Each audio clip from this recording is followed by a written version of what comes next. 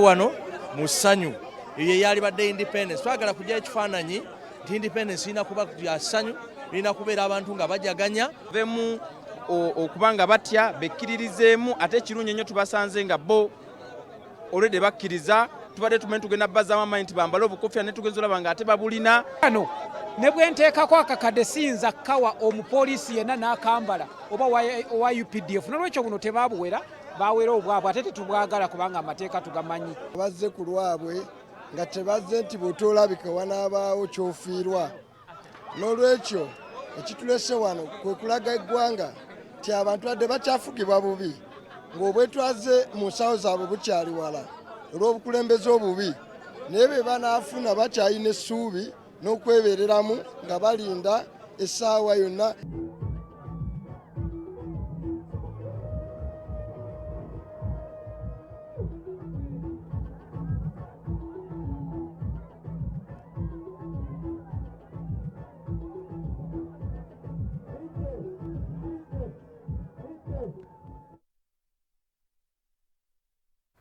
Ebyo bibadde kasanda ebya banna People Power.